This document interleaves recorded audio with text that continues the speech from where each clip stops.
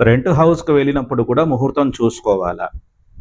అనే విషయం మీకు సందేహం వస్తే, రెంట్ హౌస్‌కెళ్ళినప్పుడు కూడా మంచి ముహూర్తం చూసుకొని, దేవుడు ఫోటో పెట్టేసి, దీపారాధన చేసుకొని, పాలు పొంగించి, నైవేద్యం వండేసి పెట్టామనుకోండి, అదే రోజు నిద్ర కూడా చేశారనుకోండి ఆ ఇంట్లో, మొదటి భోజనం కూడా అదే రోజు చేశారనుకోండి, దానివల్ల ఆ వెళ్ళిన వేళా విశేషం వల్ల మీకు సొంత ఇల్లు ఏర్పడే అవకాశం ఉంది.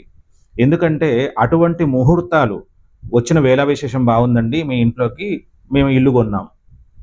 అట్లాంటివన్నీ గూడా ఇంపాక్ట్ చేస్తాయన్నమాట. మనకి జన్మజాతకం మనకు మామూలుగా వ్యవహారంలో ఇవన్నీ గూడా ప్రభావం చూపెడుతూ ఉంటాయి. అందుకే మనం ఒక మంచి ముహూర్తం చూసుకొని రెంట్ హౌస్‌లోకి వెళ్ళడం గానీ, ఒక కారు కొన్నామనుకోండి, ఆ కారు కొన్న వేళ విశేషం వల్ల ఇంకా ఇంకా వాహనాలొస్తూ ఉంటాయి మన ఇంట్లోకి.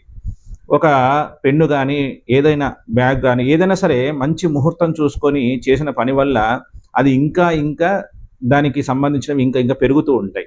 సమృద్ధిగా జరుగుతూ ఉంటాయన్నమాట.